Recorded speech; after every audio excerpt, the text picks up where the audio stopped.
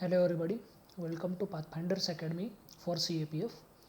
आज से हमने एक नया कोर्स लॉन्च किया है जिसका नाम है फास्ट ट्रैक कोर्स। इसके अंडर हम यूट्यूब पे फ्री वीडियोस डालने वाले हैं।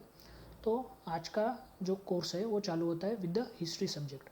आई am Utkarsh Tamboli, I am a tutor of history in Pathfinders Academy. तो पाथफाइंडर्स एकेडमी का थोड़ा सा ब्रीफ देख लेते हैं। The 2018 was the glorious year for our academy, जिस ईयर में हमारे 120 सिलेक्शंस हुए थे इन द CAPF।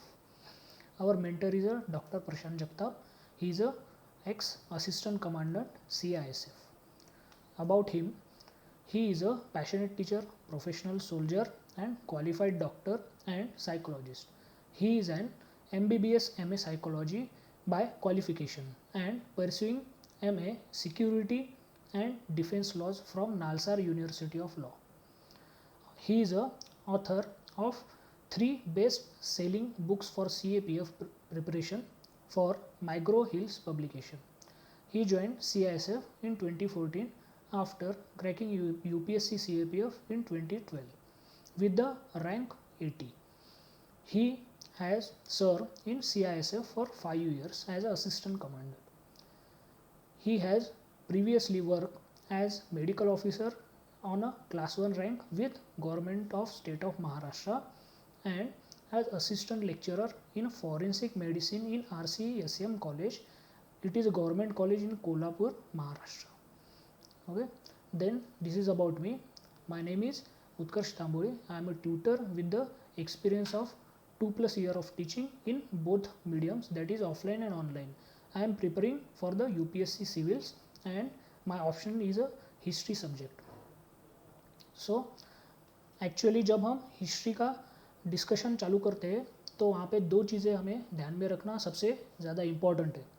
पहली चीज़ है उसका डिवीज़न, और दूसरा जो भी क्वेश्चंस पूछते हैं हमें UPSC के CAPF एग्ज़ाम में, उनसे रिलेटेड थोड़ी सी प्रीवियस नॉलेज।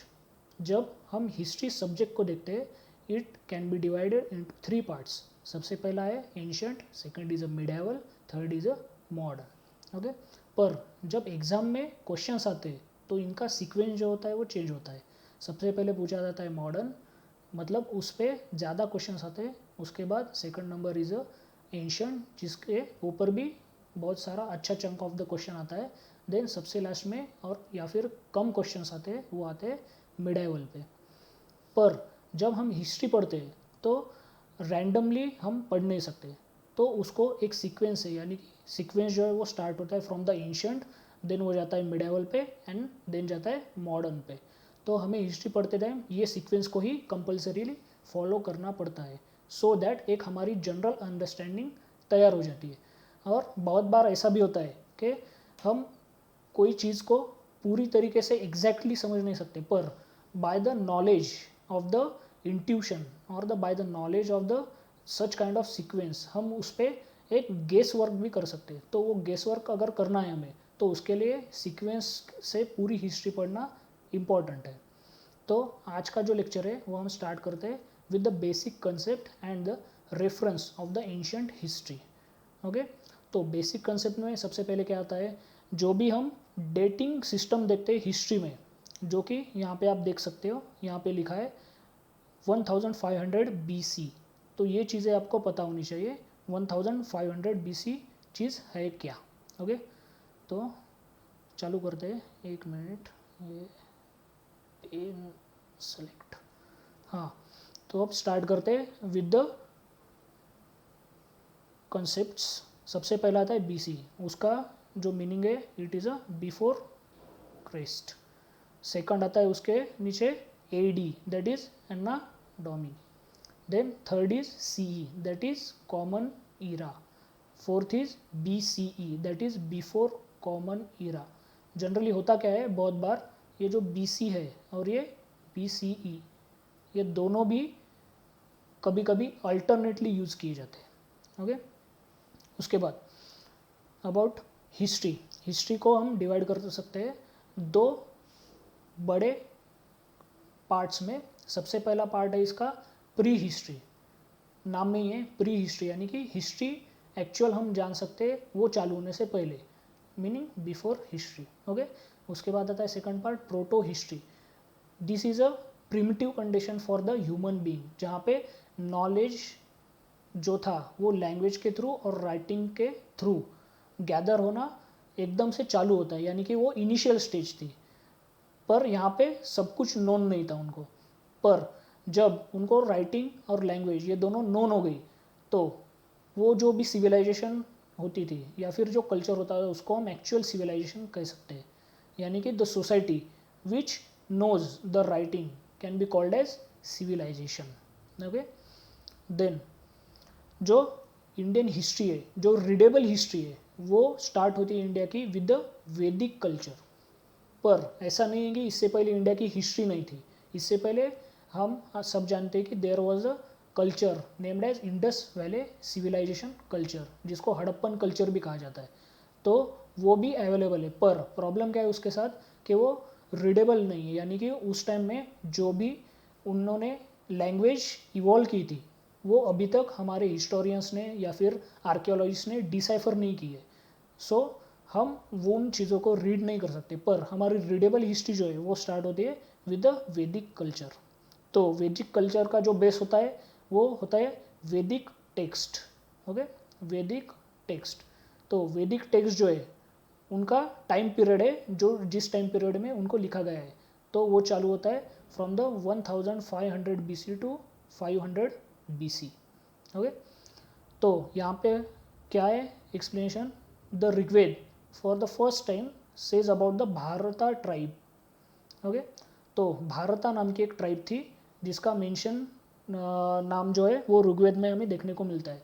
तो ऐसा कहा जाता है कि वो ट्राइब जो थी वो one of the powerful tribes थी एट दैट टाइम. तो उन्हीं के नाम से जो लैंड थी from the Himalayas to the south, तो उसको कहा गया है भारतवर्ष और भारत संतति. संतति यानी कि चाइल्ड्स और द चिल्ड्रंस. ओके, तो ये कहा गया है.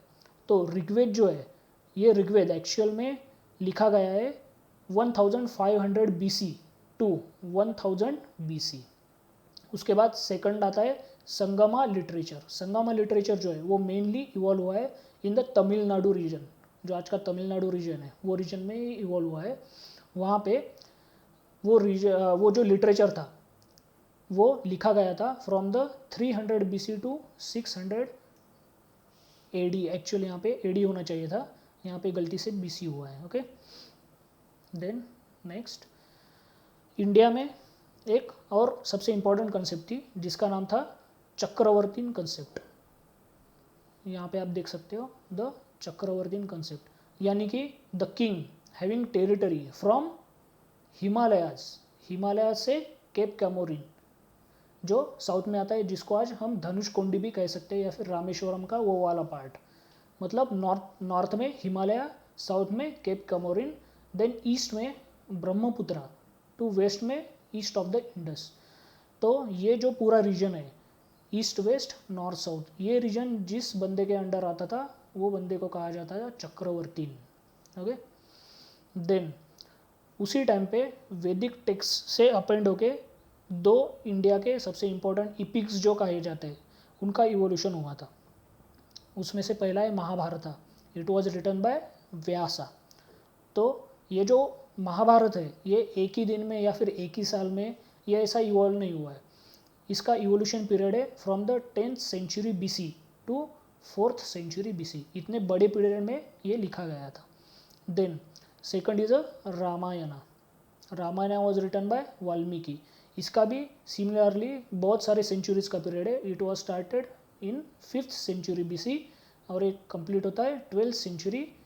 यहाँ पे फिर से BC हुआ है, एक्चुअली यहाँ पे AD होना चाहिए था. ओके, देन अब देखते हैं इंडिया की हिस्ट्री जो है वो हमें डायरेक्टली नो नहीं हुई थी. उसके लिए कुछ हिस्टोरियंस थे, उन्होंने काम किया था. अब ये जो हिस्टोरियंस है ये मेनली दो तरीके के होते थे. जो इंडिया में सबसे पहले लोग आए थे जिन्होंने इंडिया की हिस्ट्री को जानना चाहा वो थे कॉलोनियल पीपल्स. क्यों? क्योंकि उनको लगता था कि जो इंडिया है it is a land of unknown या फिर इलिटरेट पीपल्स. ओके, तो उनको इंडिया की हिस्ट्री जाननी थी. और दूसरे थे नेशनलिस्ट जो कॉलोनियल्स के नॉलेज यानी कि जो इंग्लिश लैंग्वेज थी उनका सहारा लेके उन्होंने इंडियन पर्सपेक्टिव लोगों के सामने रखा। ओके, तो मॉडर्न हिस्ट्री जो थी उनको हम दो पार्ट में डिवाइड करते हैं। सबसे पहला आता है कॉलोनियल व्यू, जो कि ब्रिटिशर्स वगैरह उन्होंने चालू किया था, और दूसरा आता है nationalist view. This view was started to counter the Britishers और द कॉलोनियलिस्ट व्यू। अब कॉलोनियल जो हिस्टोरियंस थे मॉडर्न, उनका क्या कहना था कि इंडिया या फिर इंडियंस जो है they have lack of historical sense, यानी कि उनका बोलना था कि इंडिया के लोगों को हिस्ट्री का सेंस ही नहीं है। अब इशू क्या हुआ था, इंडिया में जो भी हिस्ट्री नोन थी वो मेनली स्टोरीज के थ्रू होती थी। ओके, जिनको लोक कथा भी कहा जाता है। पर जो ब्रिटिशर्स या फिर कॉलोनियल लोग आए थे उनको जो हिस्ट्री पता थी वो मेनली डेट के थ्रू होती थी। तो इंडिया में डेट सिस्टम तो नहीं था, पर इंडिया में स्टोरी सिस्टम था। ओके, यानी कि इंडिया में वैल्यू सिस्टम को भी ज़्यादा इंपॉर्टेंस दिया गया था। पर कॉलोनियल जो भी हिस्टोरियंस थे उनका व्यू था कि India lacks the sense of history. Then there was a no nationalism feeling, ये उनका सेकंड क्रिटिसिज्म था। एक्चुअल में अगर देखा जाए तो इंडिया जो था वो मल्टी स्टेट वाला एक सिस्टम था, यहाँ पे मल्टीपल स्टेट्स होते थे। पर कल्चरली अगर देखेंगे तो India was a culturally United. इसके दो सबसे बड़े हमारे सामने एग्जाम्पल्स आते हैं। सबसे पहला एग्जाम्पल आता है ड्यूरिंग द अशोका मौर्य। अशोका मौर्य का जब रूल था, अशोका मौर्य ने पूरे इंडिया में बुद्धिज़्म का एक्सपांशन किया था। और सेकंड जो है वो आता है शंकराचार्य। शंकराचार्य ने इंडिया के 4 पॉइंट्स, यानी कि उत्तर में उत्तराखंड जहाँ पे जोशीमठ है, ईस्ट में पुरी, देन वेस्ट में द्वारिका एंड साउथ में धनुषकोडी यानी कि रामेश्वरम वाला वो रीजन। तो चारों रीजन में जो इंडिया का हिंदुइज्म था उसको फैलाया था, और उससे पहले अशोका ने। यानी कि भले ही नेशनलिस्ट जो फीलिंग होती है वो इंडिया में मल्टी स्टेट सिस्टम होने की वजह से पॉलिटिकली नहीं थी, पर culturally India was united. Okay, then third उनका क्रिटिक्स जो है वो है इंडिया में हमेशा से डेस्पोटिक रूलर्स थे। ओके, और ये जो उनका क्रिटिक था यही उनका एजम्पशन बना, और इसके बाद उन्होंने दो चीज़ें की। सबसे पहला जो था वो था गवर्नर जनरल। ये नाम की जो पोस्ट थी, ये पोस्ट टोटली इस इन्फ्रेंस के बेसिस पे उन्होंने तैयार की थी। ओके, गवर्नर जनरल, और जिसका बाद में जो नाम है वो चेंज होके हुआ वाइस रॉय। तो वाइस रॉय जो था उसके हाथ में और ज़्यादा डेस्पोटिक पावर दी गई थी। क्यों? क्योंकि इनका जो ब्रिटिशर्स के हिस्टोरियंस थे उनका कहना था कि India was always historically ruled by the despotic rulers. तो इसके बाद भी यानी कि ब्रिटिशर्स के अंडर भी इंडिया में डेस्पोटिक रूल ही होना चाहिए, ऐसा उनका मानना था। ओके, उसके बाद लास्ट वाले जो क्रिटिक है वो क्या है, instead of today's problem Indian people involve in next world's problem. जो कंसेप्ट ऑफ द रीबर्थ है वगैरह, जो भी फिलोसॉफिकल कंसेप्ट्स है यानी कि पाप पुण्य की कंसेप्ट वगैरह, तो जनरली ब्रिटिशर्स का मानना क्या था, ये जो इंडियन कंसेप्ट्स है ये मेनली नेक्स्ट वर्ल्ड के जो प्रॉब्लम्स होते हैं, नेक्स्ट वर्ल्ड के प्रॉब्लम्स उनसे डील करता है। तो जो इंडिया के आज के प्रॉब्लम है तो उनको सॉल्व करने के लिए कोई ना कोई चाहिए। तो ब्रिटिशर्स का ऐसा बोलना था कि हम आपके जो टूडेज प्रॉब्लम्स है वो सॉल्व करने के लिए है, और आप जो है वो नेक्स्ट वर्ल्ड के प्रॉब्लम में जो है वो एंगेज रही है। ओके, देन इंडिया में जब यहाँ पे हमने देखा था कि मॉडर्न हिस्टोरियंस जो थे उन्होंने कॉलोनियल व्यू का पर्सपेक्टिव रखना चालू किया था। अब ये जो व्यू है ये व्यू उनके पास आया कहाँ से, तो उसके पीछे बेस था translation of the Indian books. तो जब ब्रिटिशर्स इंडिया में आए थे सबसे पहले उन्होंने क्या किया, इंडिया में उस टाइम पे जो भी लॉ की स्टैंडर्ड बुक थी जो प्रिवेल थी, जिसके अंडर जो कल्चरली इंडिया यूनाइट था उसको रूल किया जाता था, तो उन बुक्स को उन्होंने कन्वर्ट करना चालू कर दिया in the English language. Okay, तो सबसे पहली जो बुक है जो ब्रिटिशर्स ने ट्रांसलेट की, इट वाज अ मनुस्मृति, जिसको कहा गया है कोड ऑफ गेंटू लॉज, और ये ट्रांसलेट की गई थी इन 1776 ये डेट में। ओके, देन सेकंड बुक जो थी वो थी भगवद गीता, इसका भी ट्रांसलेशन हुआ है इंग्लिश में, and this translation was done by person name Wilkins, और ये ट्रांसलेट हुआ था 1785 में। ओके। उसके बाद आता है सबसे इम्पोर्टेंट बंदा जिसका नाम है विलियम जोन्स। ये बंदे ने अभिजात शाकुंतलम, ये जो बुक है, this book was written by Kalidas, तो उसको इंग्लिश में कन्वर्ट किया था। कन्वर्टिंग डेट इसकी 1789। अब विलियम जोन्स जो था वो इम्पोर्टेंट इसलिए है कि इसने इंडियन हिस्ट्री की सबसे पहली ऑर्गेनाइजेशन बनाई जो इंडिया की हिस्ट्री को बाहर निकाल सके, और वो ऑर्गेनाइजेशन नाम का जो चीज़ थी वो उसने बंगाल में निकाली थी, और वो ऑर्गेनाइजेशन का नाम था एशियाटिक सोसाइटी ऑफ बंगाल। ये जो ऑर्गेनाइजेशन थी ये निकाली थी उसने 1784 में। ओके। तो सबसे पहले इंडिया में सोसाइटी बनी थी for the excavation of the Indian history in 1784 in the Bengal. Then इसी का रिप्लिका हुआ था बॉम्बे में जो कि वेस्टर्न इंडिया का वन ऑफ द सेंटर था ब्रिटिशर्स का। वहाँ पे जो भी वेस्टर्न इंडिया में हिस्ट्री उस टाइम पे एक्सकेवेशन चालू हुआ था वो सब इसके अंडर चालू किया गया था। ओके। उसके बाद होता क्या था, जो ब्रिटिशर्स थे वो मेनली इंडिया में एक्सपेरिमेंट करते थे। जब कोई इंडिया में एक्सपेरिमेंट सक्सेसफुल होता था तो उसका रेप्लिकेशन फिर वो ब्रिटेन में जाके करते थे। तो इन सिमिलर मैनर जब Asiatic society of Bengal and Asiatic society of Bombay ये दो सक्सेसफुल हुए तो उसके बाद उन्होंने इसी का रेप्लिकेशन किया लंदन में, that is Asiatic society of London. Okay. तो ये इस्टेब्लिश हुई थी 1823 में। अब ये सीक्वेंस याद रखो, सबसे पहले आया था बंगाल में 1784 में, उसके बाद 1804 में बॉम्बे में, और सबसे लास्ट में लंदन में 1823। ओके। तो अब ये व्यूज़ वगैरह इन्होंने बनाना चालू किए by various societies and by various translations of the Indian books. पर हुआ क्या, यहाँ पे अगर आप देखोगे ये जो ईयर है 1834, ये जो ईयर है this was the landmark year for the Indian history. क्यों? क्योंकि इस ईयर में देयर वाज अ मैक्यूलेस माइन्यूट, जिसकी वजह से इंग्लिश का ट्रांसलेशन या फिर इंग्लिश लैंग्वेज जो थी वो पूरे इंडिया में एक स्टैंडर्ड लैंग्वेज के तरीके से एक्सपांड होने लगी। Okay. Specially in the education sector. तो जो भी नेशनलिस्ट थे जब उन्होंने इंग्लिश की एजुकेशन ली तो उनको पता चला कि ये जो ब्रिटिशर्स जो है वो इंडिया के हिस्ट्री के साथ खिलवाड़ कर रहे हैं। तो फिर उन्होंने यानी कि there was a bunch of people who are learned in and specialise in the Indian history at that time. तो उन्होंने एक नया पर्सपेक्टिव रखना चालू कर दिया था, और वो पर्सपेक्टिव में सबसे इंपॉर्टेंट पर्सन जो थे जिन्होंने एक्चुअल नेशनलिस्ट व्यू रखना चालू कर दिया to counter the colonial view, वो थे आर्यल मित्रा। इनकी टोटल लाइफ स्पैन है 1822 टू 1891। तो इन्होंने सबसे पहले इंडिया में नेशनलिज्म जो था, हिस्टोरिकल पर्सपेक्टिव से नेशनलिज्म, उसका जो ऑर्गेनाइजेशन था इन्होंने किया, और इन्होंने उसका प्रोलिफरेशन भी किया था। उसके बाद और एक दो लोग सबसे ज़्यादा इम्पोर्टेंट है, उनमें है एक के.ए. शास्त्री नाम है, नीलकांता शास्त्री, के.ए. नीलकांता शास्त्री। तो इन्होंने क्या किया था, जो साउथ इंडिया की हिस्ट्री है जो मेनली उस टाइम पे इग्नोर की जाती थी, तो वो साउथ इंडिया की हिस्ट्री, और यहाँ पे हमने पहले जो देखा था संगम लिटरेचर वगैरह, उन जैसी चीज़ों को उन्होंने बाहर निकालना चालू किया था। ओके। उसके बाद थोड़ी सी इन्फॉर्मेशन लेते हैं about the organisation which conserves the history of the India. उसका नाम है Archaeological survey of India, ASI।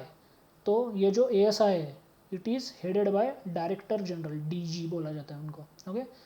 तो इसका इवोल्यूशन कैसे हुआ था, सबसे पहले एक बंदा आया था जिसका नाम था फादर हेक्सल्टन।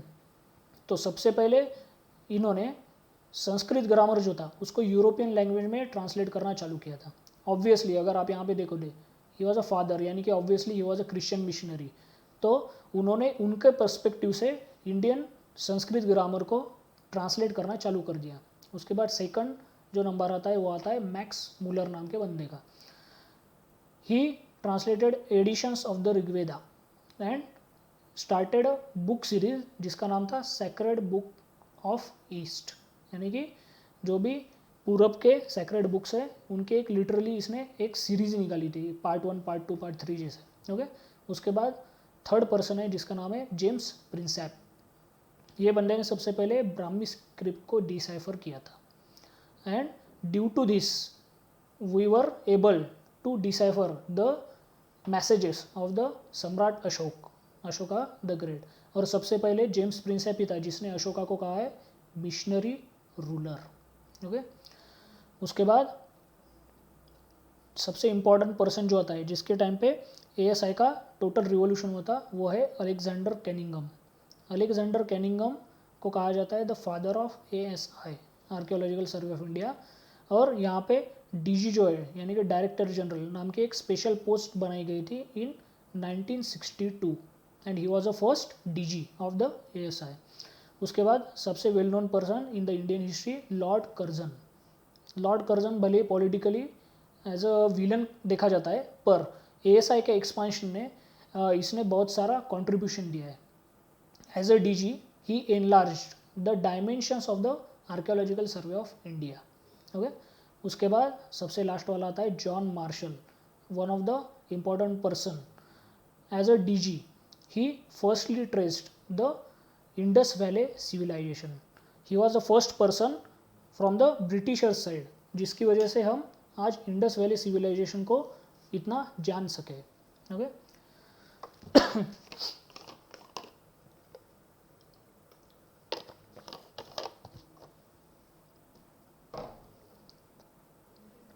उसके बाद हमने देखा अभी तक कि history, historical perspective, colonial view, nationalist view, पर अभी इतने सारे व्यूज जो है वो कहीं से तो आने चाहिए। तो उनका बेस क्या है? उनका बेस है मल्टीपल सोर्सेस।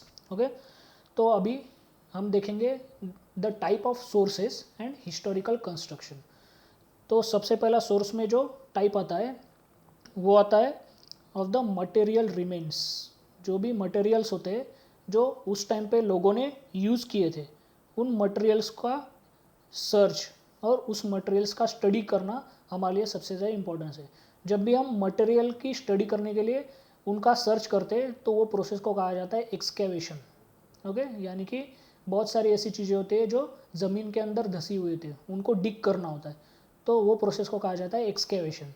एक्सकेवेशन के दो टाइप्स है, सबसे पहला है vertical and second is a horizontal. Okay, तो वर्टिकल में होता क्या है, फॉर एग्जांपल हड़प्पा साइट ले लेते हैं हम। हड़प्पा नाम की जो सिटी थी उस टाइम पे वो साइट, अगर हमें वर्टिकल एक्सकेवेशन करना है तो हम सिर्फ वो हड़प्पा की जो साइट है वहीं पे एक्सकेवेट करेंगे। पर हमें हड़प्पा के सिविलाइजेशन को एक्सकेवेट करना है तो हम सिर्फ हड़प्पा साइट ही नहीं, बाकी मोहनजोदारो, चुननदारो वगैरह जो भी साइट्स है बाकी, तो उनको फिर से एक्सकेवेट करना चालू करते हैं। और वो एक्सकेवेशन जो होता है या एट द मल्टीपल पॉइंट्स उसको कहा जाता है horizontal excavation. Okay, vertical excavation and horizontal excavation.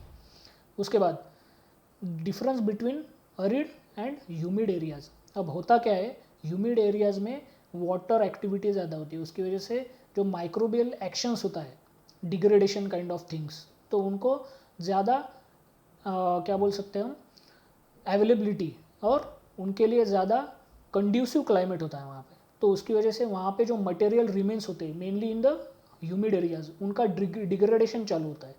और सबसे ज़्यादा डिग्रेडेड जो हमें हिस्टोरिकल साइट्स मिलती है वो मेनली ह्यूमिड एरियाज में ही होती है।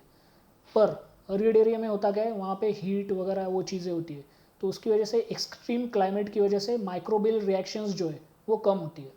और वहाँ की जो साइट्स है तो वो कंपेयर टू ह्यूमिड एरिया अच्छे कंडीशंस में मिलती है। अगर इसका एग्जांपल लेना है फिर से इंडस वैली सिविलाइजेशन, आज हम राजस्थान यानी कि वहाँ पे भी अरिड एरिया है, वहाँ पे एक्सट्रीम टेम्परेचर होता है, वहाँ की साइट्स बहुत सारी अच्छी है कंपेयर टू पंजाब वाला रीजन। पंजाब में भी इंडस वैली सिविलाइजेशन की साइट्स मिली, पंजाब हरियाणा रीजन, तो उन रीजन से कंपेयर टू अच्छी साइट्स मिली हमें राजस्थान रीजन में जहाँ पे अरिडिटी ज़्यादा है। ओके, उसके बाद एक कंसेप्ट है जिसका नाम है हाफ लाइफ, उसी को कहा जाता है C14 टेक्निक।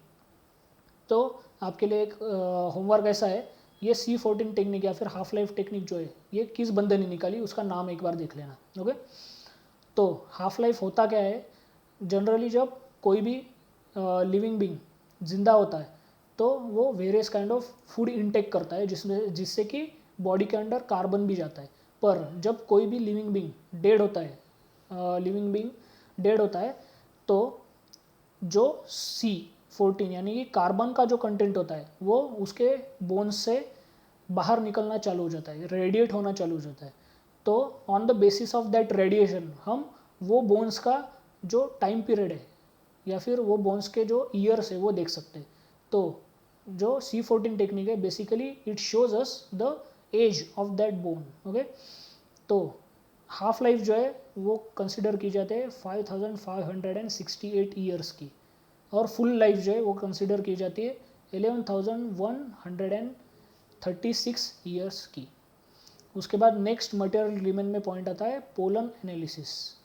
इसमें होता क्या है, जो एंशंट पीरियड में एग्रीकल्चर वगैरह जो इवॉल्व हुआ था उनके जो हमें रिमेन्स मिलते हैं, तो उनसे हम देखते हैं कि उस टाइम पे वेजिटेशन वगैरह किस चीज़ का था, कितने लेवल तक था, कितना एक्सटेंसिव था, वहाँ पे कौन से टूल्स यूज़ किए जाते थे वगैरह, वो सब चीज़ें। तो वो सब चीज़ें आती है under the pollen analysis. Okay, उसके बाद आता है second part of the source, वो है कॉइन रिमेन्स। कॉइन की जो स्टडी है उसको कहा जाता है numismatics. Numismatics means the study of the coin. अब उस टाइम पे specially during the ancient period जो इंडिया में कॉइन्स बनाए जाते थे वो मेनली 4 मेटल्स के होते थे। सबसे पहला कॉपर, दूसरा lead, third gold, fourth silver, या फिर ये जो 4 कंपोनेंट है इन सबको कंबाइन करके भी कुछ कॉइन्स बनाए जाते थे जिनका अलग अलग स्टैंडर्ड होता था। तो ये जो कॉइन्स थे ऑब्वियसली अगर आज के टाइम पे देखेंगे तो RBI जो नोट्स निकालते हैं और गवर्नमेंट ऑफ इंडिया जो कि मेनली कॉइन्स निकालते, तो there are the 2 authorities in India who issues the coins और द करेंसी। तो उस टाइम पे भी अथॉरिटीज़ थे जो कि कॉइन्स को इशू करते थे। तो अथॉरिटीज़ कौन थे? Guild merchant. गिल्ड यानी कि आज के टाइम का जो ट्रेड यूनियंस है उसी टाइप का एक एंशिएंट फॉर्म था जिनको गिल्ड कहा जाता था। उसके बाद Kings and gold Smiths. Okay, तो ये 3 लोग थे जिनको कॉइन इशू करने की अथॉरिटी थी। पर एक्चुअल में देखा जाए तो किंग वॉज अ सोवरेन। तो किंग जो था वो आइदर गिल्ड मर्चेंट्स को और गोल्ड स्मिथ्स को परमिशन देता था to issue the coins. Okay, then inscription. Inscription का मीनिंग क्या होता है?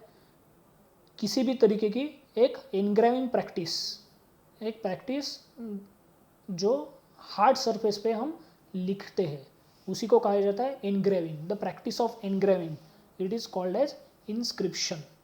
जैसे कि पत्थर पे हमें अशोकन स्क्रिप्ट वगैरह मिल जाते हैं। ओके, उसी टाइप का। तो study of the inscription is called as epigraph या फिर इपिग्राफी। और इसी में जो ओल्डेस्ट इंस्क्रिप्शन मिलते हैं या फिर ओल्ड रिकॉर्ड्स मिलते हैं उनको कहा जाता है पैलियोग्राफी। याद रखा कहीं पे भी ये पैलियो, जहाँ जहाँ पे ये वर्ड आता है palaeo, it means old. Okay, इसका मीनिंग ही आता है ओल्ड। देन इंडिया में बहुत सारे इंस्क्रिप्शंस मिले और एक्सटेंसिव लेवल पे जो मिले वो मिले from the Mauryan to the Guptas. तो मौर्यन टू गुप्ताज ये जितने भी इंस्क्रिप्शन मिले उनको एक बुक में क्लब किया गया है और उसका नाम है सेट का कॉर्पस इंस्क्रिप्शन इंडिक्रम। ओके, ये वाला। देन नेक्स्ट जो आता है सोर्सेस में वो आता है लिटरेरी सोर्सेस। लिटरेरी सोर्सेस, तो लिटरेरी सोर्सेस में सबसे इम्पोर्टेंट है मैन्यूस्क्रिप्ट्स। नाम में ये देखो किधर है, हाँ ये मैन्यू मीन्स हैंड और script mean written, handwritten. Manuscript इसका मीनिंग है हैंड रिटन। तो सबसे ओल्डेस्ट अवेलेबल अच्छे कंडीशन वाली मैन्यूस्क्रिप्ट जो है वो हमें मिली है 4th सेंचुरी AD की मिली है। उसके बाद ये जो मैन्यूस्क्रिप्ट थे उस टाइम पे ऑब्वियसली पेपर नहीं था। ये भी आपको देखना है कि पेपर वर्ल्ड में कब जनरेट हुआ, उसका इनोवेशन कब हुआ और वो वर्ल्ड में स्प्रेड कैसे हुआ। तो 4th सेंचुरी AD के अराउंड इंडिया में तो एक्चुअली पेपर नहीं था। तो वो लिखते कौन से इंस्ट्रूमेंट पे या फिर टूल्स पे थे, तो वो लिखते थे बीर्च बार्क पे, उसके बाद पाम लीव्स पे। ओके, तो अच्छे कंडीशन में सबसे ओल्डेस्ट जो मैन्यूस्क्रिप्ट मिली है वो मिली है हमें 4th सेंचुरी AD वाली। देन जो सबसे एक्सटेंसिव लिटरेरी सोर्सेज है वो हमें मिलते हैं फ्रॉम द वैदिक कल्चर। वैदिक कल्चर में हमने अभी देखा उसका बेस जो है वो है वैदिक टेक्स्ट, जिसमें कि मेनली 4 वेदास को कंसिडर किया जाता है। पर हुआ क्या, जब 4 वेदास को लिखा गया उसके बाद स्लोली बहुत सारी इंपॉर्टेंट चीज़ें जो है वो फिर से एक्सकेवेशन बोलो या फिर नई नई चीज़ें ईजाद होने लगी उस टाइम पे।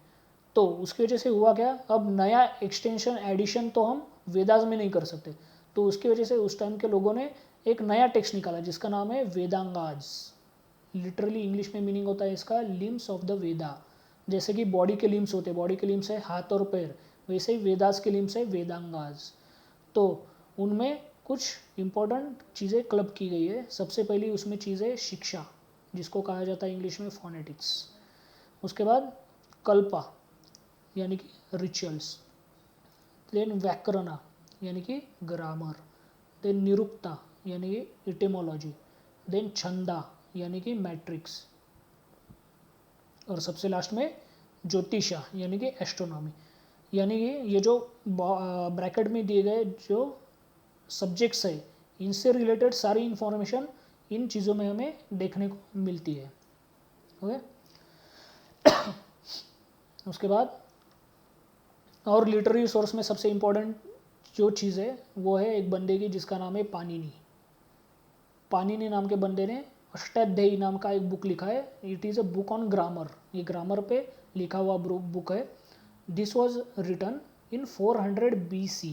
ओके, यहाँ पे सी चाहिए, यहाँ पे ये डी नहीं चाहिए। 400 BC ने पाणिनि ने अष्टाध्यायी नाम का एक बुक लिखा है जो कि ग्रामर के ऊपर डिपेंड है। उसके बाद अनदर इम्पॉर्टेंट टेक्स्ट जो है वो है पुरानाज। पुरानाज जो है उनका राइटिंग चालू हुआ था अराउंड 400 AD। 400 AD के अराउंड पुरानाज का राइटिंग चालू हुआ था। अभी हमने देखा Mahabharat and Ramayan, these are the 2 epics of the Indian culture. तो महाभारत का हमने इवोल्यूशन भी देखा था, वो सेंचुरीज में था। ओके, तो महाभारत जो था स्टार्टिंग में उसमें सिर्फ 8800 वर्सेस थे और उनको कहा जाता था जया। ओके, जब उनमें 24,000 वर्सेस हो गए उसको कहा गया महाभारत, सॉरी भारत। और जब उसमें 1 लाख वर्सेस हुए तो उसको कहा गया महाभारत। ओके, महाभारत यानी कि जिस टेक्स्ट में 1 लाख वर्सेस है। अब इसी को अल्टरनेट नाम भी है, इसको कहा जाता है शत सहस्त्री संहिता। शत यानी कि 100, ये देखो यहाँ पे 100, सहस्त्र यानी कि 1000, यहाँ पे 1000, शत सहस्त्री संहिता। ओके, और इसका टाइम पीरियड तो हमने पहले भी देखा है जो है 10th century BC to 4th century AD। Then Ramayan, in the similar way Ramayan का भी ऐसा ही है। It was written from the 5th century BC to 12th century AD। Then सबसे इम्पोर्टेंट चीज़ जो बहुत बार लोगों को सुनने को आते हैं जिसका नाम है धर्मशास्त्र। अब ये होता क्या है, धर्मशास्त्र जो है ये एक टेक्स्ट नहीं है, इसमें मल्टीपल टेक्स्ट का कॉम्बिनेशन है। तो अभी देखते हैं कौन से। सबसे पहला आता है उसमें श्रोत्र सूत्र। श्रोत्र सूत्र के अंदर क्या क्या लिखा गया है, the public rituals for the upper 3 varnas. जो वर्णा सिस्टम थी जो कि वेदास के अंडर चालू हुई थी, जिसमें 4 वर्णास आते थे, ब्राह्मण, क्षत्रिय, वैश्य एंड शूद्र।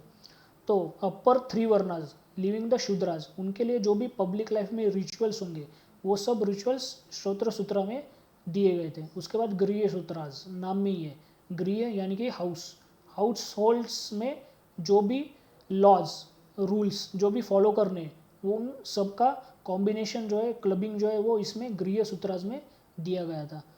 उसके बाद आता है सल्व सूत्र। सल्व सूत्र में mainly study of the geometry and mathematics ये दिया गया है। अब ये ज्योमेट्री एंड मैथमेटिक्स है क्या चीज़, जब भी पब्लिक रिचुअल में फॉर एग्जांपल हम अगर यज्ञ लेंगे तो यज्ञ के लिए यज्ञ कुंड नाम की चीज़ होती है, तो उसमें ज्योमेट्री आती है। उसके बाद जो यज्ञ कुंड में आहुतिज नाम की जो चीज़ डाली जाती है तो उनका कॉम्बिनेशन मिक्सचर्स वगैरह उन चीज़ों के लिए लगता है मैथमेटिक्स। तो ज्योमेट्री एंड मैथमेटिक्स इन दोनों की स्टडी जो दी गई थी वो दी गई थी इन द सल्व सूत्र। और इन तीनों को कंबाइनली कहा जाता है धर्मसूत्र, याद रखो। ओके, इन तीनों को कंबाइनली कहा जाता है धर्मसूत्र।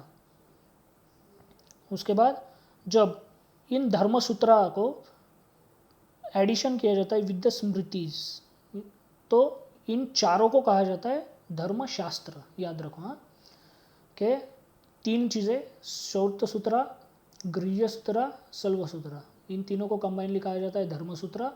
और धर्मसूत्रा को अगर हम एडिशन में कर देंगे स्मृति के साथ तो उसको कहा जाता है धर्मशास्त्र। देन अभी तक हमने यहाँ पे देखा, यहाँ पे हमने चालू किया था लिटरेरी सोर्सेस। लिटरेरी सोर्सेस में सबसे पहले हमने ऋग्वेदिक चीज़ें देखी, उसके बाद हम अभी निकलेंगे बुद्धिस्ट टेक्स्ट देखने के लिए। ओके, तो बुद्धिस्ट टेक्स्ट जो थे वो मेनली पाली लैंग्वेज में लिखे जाते थे। बुद्धिस्ट टेक्स्ट जो है वो मेनली 2 डिविजन्स में डिवाइड किए जाते हैं। सबसे पहला है कैनोनिकल टेक्स्ट। इसमें क्या होता है, पॉलिटिकल लाइफ ड्यूरिंग बुद्धा, ये सब चीज़ें यहाँ पे लिखी गई है, यानी कि उस टाइम के महाजनपदास, उस टाइम के रिपब्लिक्स, वो सब चीज़ें यहाँ पे लिखी गई है। उसके बाद दूसरा है non canonical text. Non canonical text में क्या लिखा है, उस टाइम का previous year of birth of the Buddha and cultural aspect, यानी कि उस टाइम पे जो भी सोशियो कल्चरल कंडीशंस थी उस टाइम पे, मतलब बुद्धा के बर्थ और लिविंग ड्यूरेशन में, वो सब चीज़ें नॉन कैनोनिकल टेक्स्ट में लिखी गई है। उसके बाद जैना टेक्स्ट। जैना टेक्स्ट भी कैनोनिकल एंड नॉन कैनोनिकल में ही डिवाइड किए जाते हैं। पर यहाँ पे एक फंडामेंटल डिफरेंस है, जो भी बुद्धिस्ट उस टाइम पे लोग थे वो पाली लैंग्वेज यूज़ करते थे और जो जैना लोग थे वो प्राकृत लैंग्वेज यूज़ करते थे। ओके, और ये दोनों लैंग्वेज लोकल्स के लिए सीखने के लिए एकदम आसान थी। Sanskrit was the very difficult for the locals eight that time. उसके बाद जो जैना टेक्स्ट है, जो हमने कहे दो, उसमें भी कैनोनिकल है और नॉन कैनोनिकल है। तो उन दोनों का कॉम्बिनेशन जो है एंड कंपाइलेशन जो है वो किया गया था वल्लभी नाम की प्लेस पे, जो कि गुजरात में है। वहाँ पे एक काउंसिल बनी थी जो कि 6th सेंचुरी एडी में बनी थी। उसी को कहा जाता है Vallabhi council of the Jainism. Okay, उसके बाद संगम लिटरेचर, जो हमने पहले भी देखा था। Sangma is one of the oldest literature of the south India. तो ये संगम लिटरेचर जो है इसमें मेनली 3000 लाइन्स की पोइट्री लिखी गई है। तो ये जो पोइट्री 3000 लाइन्स की है उसको हम जनरली डिवाइड करते हैं 2 एंथोलॉजीज़ में, 2 पार्ट के एंथोलॉजीज़ में। एक है इट्टुटोगाई जिसमें कि 8 एंथोलॉजीज़ का क्लबिंग किया जाता है एंड सेकंड इज़ अ पुरन्नारू। तो पुरन्नारू जो है वो है poem collection of the 100 poems, 100 poems का कलेक्शन इसमें किया जाता है। उसके बाद संगमा लिटरेचर जो है उसमें मेनली 2 ग्रुप्स है। सबसे पहला ग्रुप है पाटिनेकिल कन्नकू, इसमें 18 लोअर कलेक्शंस क्लब किए गए। उसके बाद सेकंड जो है वो है पट्टू पट्टू, इसमें मेनली 10 लोअर सॉन्ग्स जो है वो कलेक्ट किए गए। ओके, देन सबसे इम्पोर्टेंट चीज़ जो है लिटरेचर के बारे में इन द एंशिएंट इंडिया वो है अर्थशास्त्र। और सबसे वेल नोन जो पर्सन है जिसने अर्थशास्त्र लिखा है वो है कौटिल्य, जिसको अलग अलग नेम्स भी है। तो कौटिल्य का जो अर्थशास्त्र है, एक्चुअल उस अर्थशास्त्र में वो एक बुक नहीं है, उसमें 15 छोटे छोटे बुक्स है, सब पार्ट्स है। उसमें second book and third book are the oldest books. Okay, ये 2 बुक्स ओल्डेस्ट है, बाकी कंपेयर टू देम थोड़े से न्यू है। अब कौटिल्य का अर्थशास्त्र जो है it is not a only one अर्थशास्त्र। ओके, इससे पहले भी एक 2 लोग थे, जिसमें कि एक नाम मुझे याद आ रहा है जिसका नाम था बृहस्पति, उसने भी अर्थशास्त्र लिखा था। पर इश्यू क्या है, इससे पहले यानी कि कौटिल्य से पहले जो भी अर्थशास्त्र लिखे गए वो इतने सारे मल्टी डायमेंशनल वेद से लिखे नहीं गए या फिर उसमें मल्टी डायमेंशनल थिंकिंग की नहीं गई थी। पर कौटिल्य का जो अर्थशास्त्र है इसमें पॉलिटी, इकोनॉमी, हिस्ट्री, एनवायरनमेंट सब चीज़ों का कंसिडरेशन करके उसके हिसाब से ये अर्थशास्त्र लिखा गया है। And only due to this Kautilya's Arthashastra is even relevant in today's terms. उसके बाद देखते हैं फॉरेन अकाउंट्स, जो कि हमारे हिस्ट्री को रिकंस्ट्रक्ट करने में हमें मदद करते हैं। सबसे पहला अकाउंट जो है वो आता है ग्रीक लोगों से। Okay, Greeks. क्यों? क्योंकि इंडियंस जो थे सबसे पहले किसी को कांटेक्ट में आए थे वो थे ग्रीक्स। क्यों? क्योंकि उनके साथ माइट भी ट्रेड रिलेशंस हो सकते हैं इंडियंस के। तो सबसे पहला ग्रीक सोर्स है इंडिका, सभी को पता है। ये बुक जो लिखी है वो लिखे मैगस्थनीस नाम के बंदे ने। जो मैगस्थनीस था he was a Greek ambassador in the Chandragupta Maurya's court, उसके कोर्ट में ये एम्बेसडर था। उसने उस टाइम का कंटेम्प्रेरी जो भी कंडीशंस थी, पॉलिटी वगैरह, वो चीज़ें सब इस बुक में लिखी है। उसके बाद सेकंड बुक है पेरिप्लस ऑफ अर्द्रियन सी। अब ये बुक का राइटर कौन है ये नहीं पता, पर ये बुक जो है वो लिखी कौन से पीरियड में, वो है 80 AD टू 115 AD, ये पूरे पीरियड में ये बुक लिखी गई है। और उसके बाद टॉमीज जोग्राफी, तो ये टॉमी जो है ही इज़ अ बंदा, ये बंदे ने उसी के नाम से एक बुक लिखा है जिसमें कि वर्ल्ड की जोग्राफी के बारे में, स्पेशली इंडिया से जो ट्रेड रूट्स या फिर वेज जो थे वो कनेक्ट होते हैं उनके बारे में इसने उसमें इंफॉर्मेशन दी है। ये बुक लिखी गई थी 150 AD में। ओके, उसके बाद ये हो गए ग्रीक सोर्सेस हमारे। उसके बाद रोमन सोर्स, रोमन में सबसे इम्पोर्टेंट बंदा है प्लिनी द एल्डर। इसने एक बुक लिखा है जिसका नाम है नेचुरलिस हिस्टोरिया। ये बुक लिखी है 1st सेंचुरी AD में। इसमें मेनली इंडिया के ट्रेड रिलेटेड चीज़ें जो है वो इसमें लिखी गई है। उसके बाद आता है चाइनीज़ सोर्सेस में सबसे पहला इम्पोर्टेंट बंदा आता है फाइयान। वो इंडिया में आया था 5th सेंचुरी AD में, जब इंडिया में गुप्ता जो भी राजघराना था, गुप्ता डिनेस्टी, तो उसके अंडर चंद्रगुप्ता II नाम का एक प्रोमिनेंट किंग था, तो उसके पीरियड में ये फाइयान इंडिया में आया था। उसके बाद हुआन सैंग नाम का एक बंदा था जो किंग हर्षवर्धन के टाइम पे इंडिया में आया था इन 7th सेंचुरी AD। उसी का फॉलोअर आइत्सेंग, वो भी सेम पीरियड में इंडिया में आया था, यानी कि 7th सेंचुरी AD में ही इंडिया में आया था। उसके बाद पुरानाज जो हमने इससे पहले भी देखे थे। पुरानाज का सिग्निफिकेंस क्या है, पुरानाज जो है वो डेट के बारे में हमें नहीं बताते, पर पुरानाज जो है वो डायनेस्टिक ऑर्डर जो थी, यानी कि किंग, उसके बाद उसका बेटा, उसके बाद उसका बेटा, वो जो डायनेस्टिक हेरार्किकल ऑर्डर जो होती है उसको बताने के लिए सबसे इम्पोर्टेंट काम जो है वो करते हैं पुरानाज में डेटिंग सिस्टम बहुत ही पुअर है, पर डायनेस्टिक ऑर्डर जो है वो एक अच्छी तरीके से बोल सकते हैं। ओके, तो यहाँ तक हमने अभी तक देखा। फिर से एक बार बैक जाते हैं। यहाँ से हमने स्टडी करना चालू किया था सोर्सेस का। सबसे पहले हमने देखा मटेरियल सोर्स, उसके बाद कॉइन्स, उसके बाद इंस्क्रिप्शंस, उसके बाद लिटरेरी सोर्स। लिटरेरी में हमने स्टार्ट किया था फ्रॉम द वैदिक टेक्स्ट, उसमें वेदांगाज वगैरह देखे थे। उसके बाद हमने धर्मशास्त्राज का कंसेप्ट देखा। उसके बाद बुद्धिस्ट रिलीजन से रिलेटेड, देन जैना टेक्स्ट, देन संगम लिटरेचर जो कि साउथ इंडिया का है। उसके बाद फॉरेन अकाउंट्स जो हमें हेल्प करते हैं इंडिया की एंशिएंट हिस्ट्री कंस्ट्रक्ट करने में। ओके, उसके बाद जो हमने क्रिटिक देखा था, सबसे पहले क्रिटिक कॉलोनियल लोगों का क्या था कि इंडियंस को हिस्टोरिकल सेंस नहीं है। तो मैंने पहले ही बोला था कि इंडिया के लोग जो थे वो डेटिंग सिस्टम को फॉलो ज़्यादा नहीं करते थे। ओके, पर इंडिया में हिस्टोरिकल सेंस था। वो कैसा था वो यहाँ पे हम देखेंगे। तो यहाँ पे you can see there were the 4 युगाज।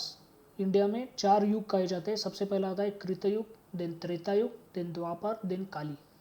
Okay, तो ये युगा जो है ये मेनली धर्मा टू अधर्मा जाएंगे ऐसा कहा जाता है, धर्मा टू अधर्मा जाएंगे ऐसा कहा जाता है। ये फर्स्ट हो गया हिस्टोरिकल सेंस वाला, जो कि मेनली पुरानाज में हमें देखने को मिलता है। उसी के साथ जो इंडिया में किंग्स वगैरह थे, तो उन्होंने जो उस टाइम पे उनके विक्ट्री या फिर उनके ग्लोरियस ईयर्स से अलग अलग कैलेंडर्स चालू किए थे, जिनका उस टाइम पे संस्कृत वर्ड है संवत। ओके, तो विक्रमादित्य नाम का एक किंग था, उसने विक्रम संवत नाम की चीज़ चालू की थी। कब? 57 BC में। उसके बाद शकाज आए थे, दे वर द इन्वेडर्स। शकाज ने शकाज को जब कुशानाज ने हराया था, तो कुशानाज ने शक संवत नाम का एक कैलेंडर चालू किया था। वो चालू किया था 78 AD में। ये हम आगे देखेंगे है क्या चीज़। ओके, उसके बाद गुप्त, मैंने जो अभी गुप्ता डिनेस्टी कही थी जिसके अंडर चंद्रगुप्ता II, समुद्रगुप्ता वगैरह ये इंपॉर्टेंट किंग्स थे, तो उनके टाइम पे गुप्त संवत नाम की एक कैलेंडर सिस्टम चालू की थी, और ये चालू हुई थी 319 AD में। उसके बाद एक किंग था जिसका नाम है खारवेला। ये जो किंग था ये कलिंगा का किंग था, और ये पावर में आया था after the decline of the Mauryas. आपको पता है कि अशोका मौर्य ने कलिंगा को जीत लिया था। ओके, जब अशोका मौर्य का डेथ हुआ था और उसके बाद मौर्य एम्पायर श्रिंक हो रहा था, उसी टाइम पे खारवेला नाम का किंग कलिंगा में आया था, जिसने मगधा को भी हराया था बाद में। तो इसने खुद के नाम से एक कैलेंडर चालू किया था जिसको कहा जाता है खारवेलन संवत। ये चालू किया था 1st सेंचुरी BC में। उसी के साथ देयर वर 2 पर्सन्स, सबसे पहला आता है संध्याकर नंदी नाम का, ही वॉज अ राइटर, उसने रामचरित्र लिखा है। इसमें भी हिस्टोरिकल सेंस डाला गया है। इसमें मेनली जो बुक है रामचरित, ये डिपेंड है on the conflict between the Kaivarta नाम का एक पीजेंट था and the Rampala, he was a king of the Pala dynasty. तो संध्याकर नंदीन ने रामपाला के ऊपर रामचरित नाम की एक बुक लिखी है जिसमें अच्छे तरीके से हिस्टोरिकल सेंस दिखाया गया है। उसके बाद अतुला नाम का एक राइटर था जिसने मूशिका वंशा नाम की बुक लिखी है on the Mushika dynasty. Mushika dynasty नाम की एक डिनेस्टी थी जो शॉर्ट पीरियड के लिए इंडिया में जिसने रूल किया था। ओके, तो उनके ऊपर अतुल नाम का एक पर्सन था जिसने मूशिका वंशा नाम का बुक लिखा है। ओके, उसके बाद देखते हैं इंडिया की जोग्राफिकल सेटिंग। इंडिया की जोग्राफिकल सेटिंग जो है उसकी खासियत ये है कि इंडिया जो है उसको नेचुरल डिफेंस दिया गया है चारों तरफ से।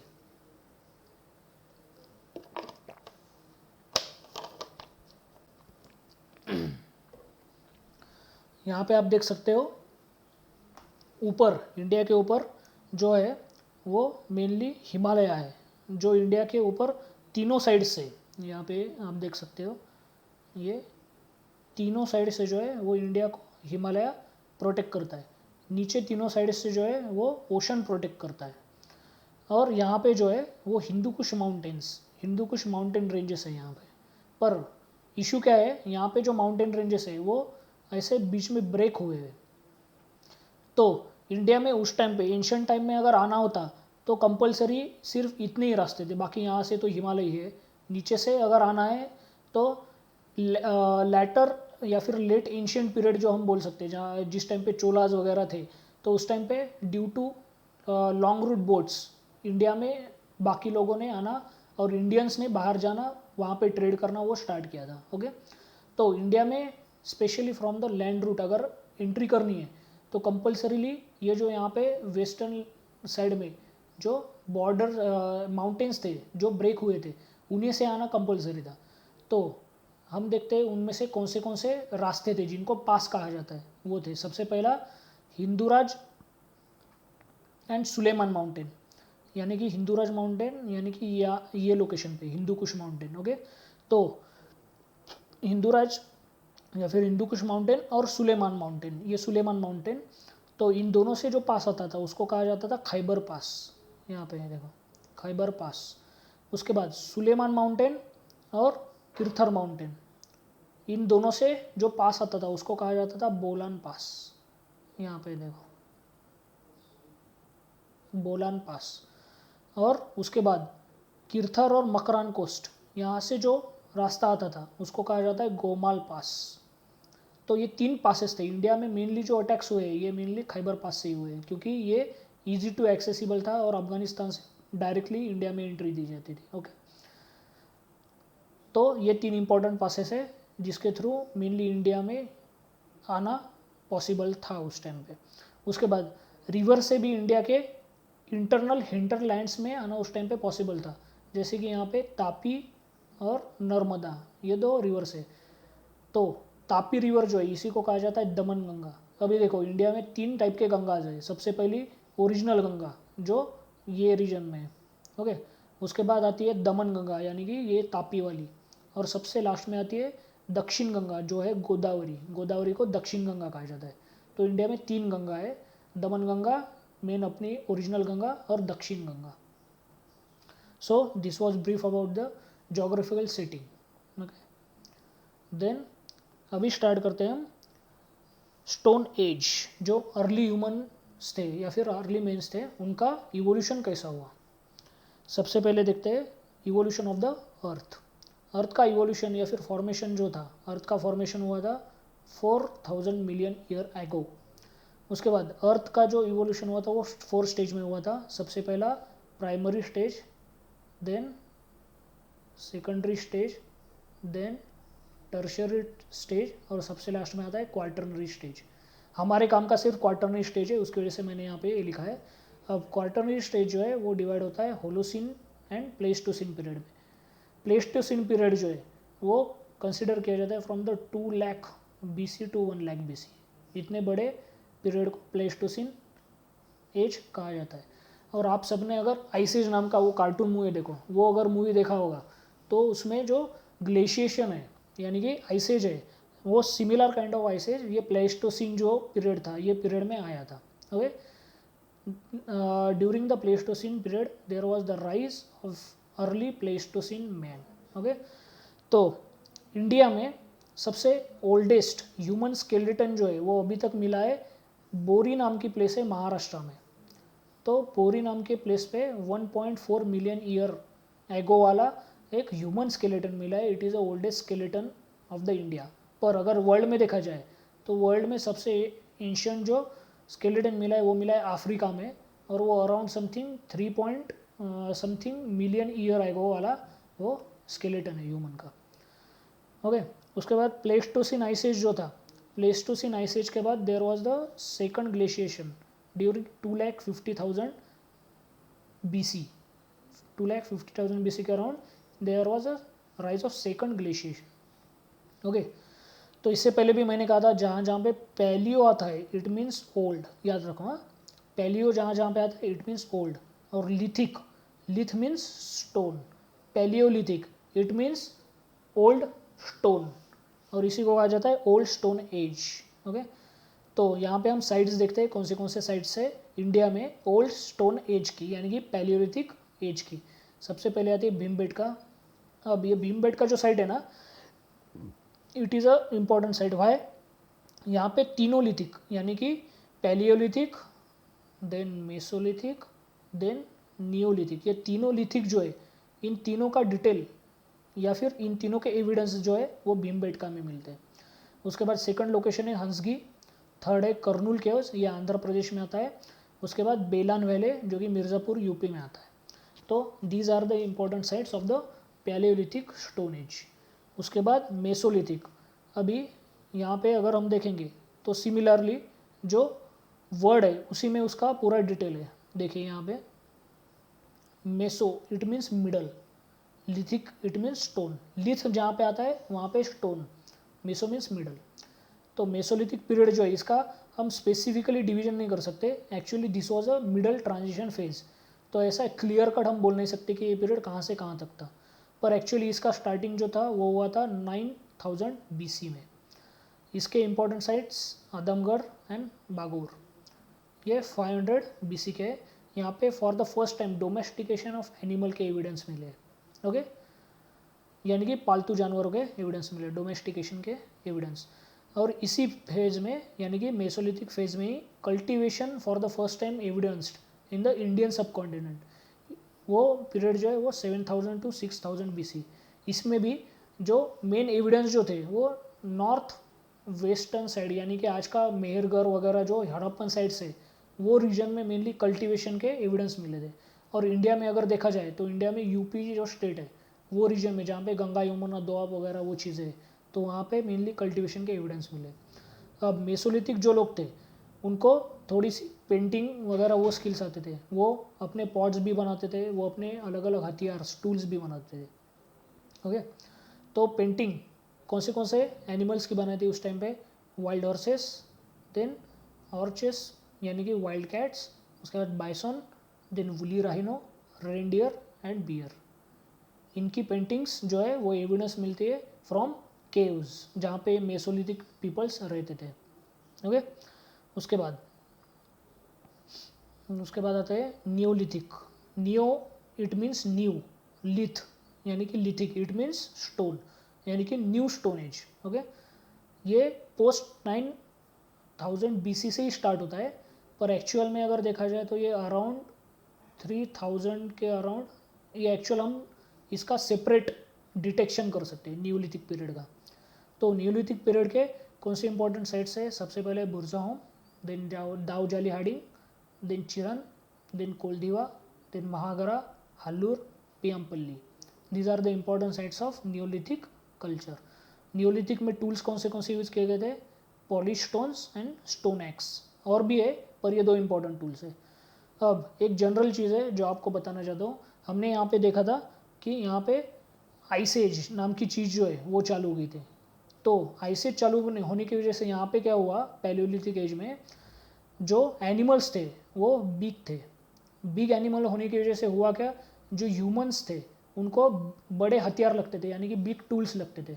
अब बड़े एनिमल्स है, इसका मतलब एक इंडिविजुअल ह्यूमन तो वहाँ पे वर्क नहीं करेगा, तो ह्यूमंस को कंपलसरीली एक ग्रुप में रहना पड़ता था और वो ग्रुप से हंटिंग करते थे बिग एनिमल्स की। ओके, तो जैसे जैसे ग्लेशियर्स का मेल्टिंग चालू हुआ वैसे वैसे ग्रीनरी वगैरह इंडिया में चालू हुई। तो इंडियन सब कॉन्टिनेंट में जैसे ग्रीनरी चालू हो गई वैसे जो एनिमल्स थे उनकी साइज़ जो थी वो कम होने लगी। अगर साइज़ कम होने के लगी इसका मतलब जो ह्यूमन थे जिनको कंपलसरीली पहले ग्रुप में रहना पड़ता था वो ग्रुप में रहना अभी इनके लिए कंपलसरी नहीं था। उसी के साथ एक alternate source of the survival यानी कि कल्टीवेशन ये भी इसी टाइम पे इवॉल्व हुआ था।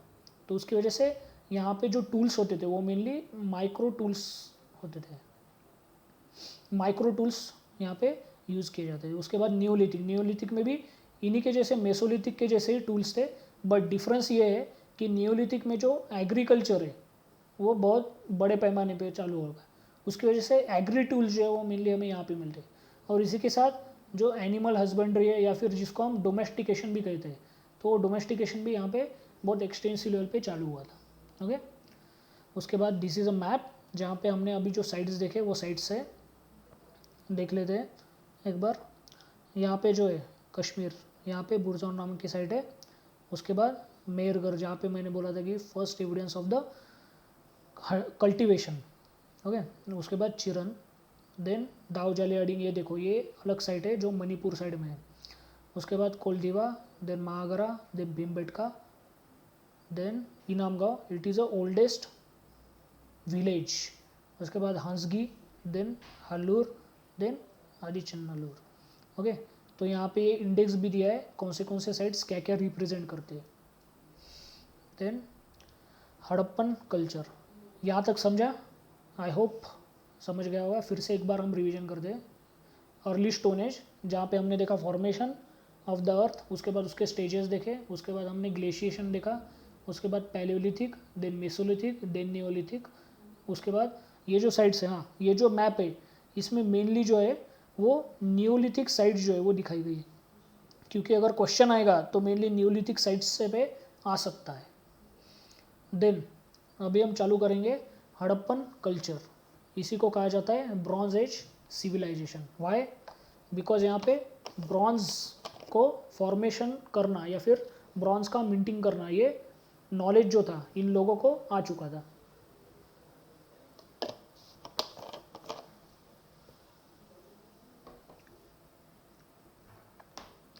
अब ब्रॉन्ज जो है ये दो मेटल्स का बनाना पड़ता है।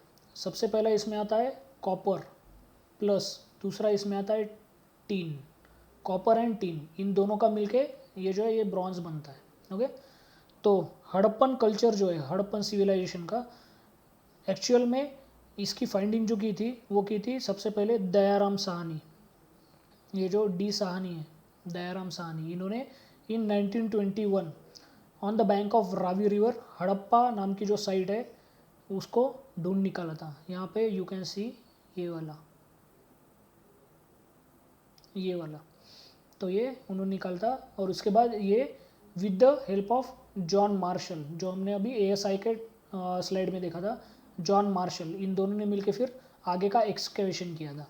अभी ये स्टोरी तो पता होगी कि यहाँ पे एक रेलवे लाइन बिछ रही थी जहाँ पे वेरियस काइंड ऑफ ब्रिक्स जो थे वो मिले थे यहाँ पे।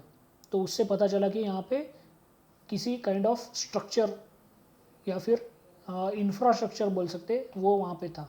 तो उसके बाद दयाराम साहनी जो थे वो वहाँ पे सर्वे करने गए थे। ओके, देन अभी यहाँ पे आप देख सकते हो कि इसका एक्सटेंड जो है वो है from the Peshawar Srinagar up to Maharashtra का दायमाबाद, और यहाँ पे अराउंड ईरान के करीब करीब बॉर्डर पे, जहाँ पे केंगडोर नाम की एक साइट है जो हड़प्पन कल्चर के अंडर आती थी उस टाइम पे। ओके, उसके बाद हड़प्पन कल्चर के हम फीचर्स देखेंगे। अभी हड़प्पन कल्चर का फीचर जो है सबसे इम्पोर्टेंट फीचर है वो है टाउन प्लानिंग। टाउन प्लानिंग जो है उसमें मेनली रेक्टेंगुलर बेस होता था। रेक्टेंगुलर बेस, एक मिनट, हाँ यहाँ पे देखो। ओके, यहाँ पे अगर आप देखोगे तो town itself is based in a rectangular shape, मतलब एक्चुअल रेक्टेंगुलर नहीं है ये, पर थोड़ा सा 80-90% रेक्टेंगल से मिलता जुलता ये साइट है। उसके बाद यहाँ पे कंपलसरी एक सिटाडेल होता था। सिटाडेल अगर आपको देखना है तो यहाँ पे यू कैन सी, ये एरिया में होता था सिटाडेल, ये एरिया में सिटाडेल होता था। अगर नीचे की साइड में अगर आपको देखना है तो this is the Citadel. Okay, उसके बाद हाउस इन ग्रिड पैटर्न, जो ग्रिड पैटर्न है उसमें हाउसेज जो थे उस टाइम के बिल्ड किए जाते थे। Grid pattern means what, right angle instruction of road. Okay, यहाँ पे अगर आप देखोगे तो यहाँ पे ये जो बीच वाले हाउसेज जो है ये पूरे, तो ये हाउसेस एक राइट एंगल में ऐसे बिठाए वाले हैं। यहाँ पे भी देखोगे ये भी राइट एंगल है, ये भी राइट एंगल है, ये भी राइट एंगल है, ये भी राइट एंगल है। ओके, उसके बाद हाउस ब्रिक्स जो थी, जो ब्रिक्स कंस्ट्रक्शन के लिए यूज़ की जाती थी, उनका एक स्टैंडर्ड रेशियो था, इट वाज 4:2:1, और ये इंटरलिंकिंग पैटर्न में सिचुएट किए जाते थे। अभी इंटरलिंकिंग पैटर्न क्या होता है, लाइक दिस।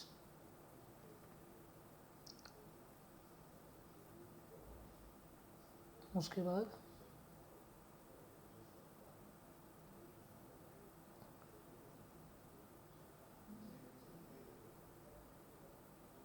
ये काइंड ऑफ जो वॉल्स होते हैं उसको बोलते हैं इंटरलिंकिंग पैटर्न।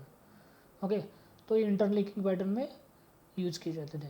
उसके बाद मोहनजोदड़ो नाम की जो प्लेस है, यहाँ पे बहुत बड़े टाइप का अर्बन सिविलाइजेशन मिला है, जिसकी वजह से मेनली मोहनजोदड़ो के जो एविडेंसेस है उनको कंसिडर किया जाता है। अभी मोहनजोदड़ो में क्या क्या मिला है, सबसे पहले मिला है ग्रेट बाथ, जो यहाँ पे आप देख सकते हो great bath. Okay, great bath का साइज जो है वो है LBH, यानी कि लेंथ, ब्रेड्थ एंड हाइट 11.88, 7.1 एंड 2.43 मीटर्स। उसके बाद ग्रेट बाथ में क्या क्या है इंपॉर्टेंट, वहाँ पे बर्न ब्रिक्स मिले एंड जिप्सम मोर्टर मिला है। अब यहाँ पे आप जो भी ये बाजू वाली चीज़ें देख रहे हो, ये सारी की सारी बर्न ब्रिक से बनाए हुए हैं, पर जो जिप्सम मोर्टर था ये यहाँ पे फ्लोर पे लगाया जाता था। क्यों, क्योंकि ये वाटर प्रूफ था और वाटर को ज़मीन के अंदर परकोलेट नहीं होने देता था। Due to that gypsum mortar was very important, और उसको वाटर टाइटनिंग करने के लिए जिप्सम मोर्टार का यूज़ किया जाता था। उसके बाद मिली ग्रेनरीज, यहाँ पे अगर होगा तो हाँ, ये रीजन में जनरली ग्रैनरीज वगैरह होते थे। तो ग्रैनरीज जो थे इनकी साइज जो थी वो 15.23 इंटू 6.09 मीटर्स। ग्रैनरीज में क्या होता था, thresh from the circular platform, वहाँ पे फॉर एग्जांपल अगर ये ग्रैनरी है पूरा, तो यहाँ पे एक छोटा सा प्लेटफॉर्म होता था जिसके ऊपर कोई भी आदमी खड़ा रह के ग्रेन्स को इसमें थ्रैश कर सकता था। उसके बाद उस टाइम के 2 इम्पॉर्टेंट ग्रेन्स कौन से, व्हीट एंड बार्ली। याद रखो यहाँ पे राइस जो था उसका कल्टीवेशन के एविडेंस तो नहीं मिले, पर राइस का हस्क मिला है। ओके, आगे मे बी होगा यहाँ पे, हाँ ये देखिए यहाँ पे यू कैन सी, ये जो है this is called as rice husk. यहाँ पे राइस के डायरेक्ट कल्टीवेशन के एविडेंस नहीं मिले, पर राइस हस्क मिला है। और मेनली जो स्टेबल फूड था इनका था व्हीट एंड बार्ली। उसके बाद ड्रेनेज सिस्टम, सबसे इम्पोर्टेंट चीज़, इन्होंने बहुत प्लानिंग से ड्रेनेज सिस्टम बनाया था।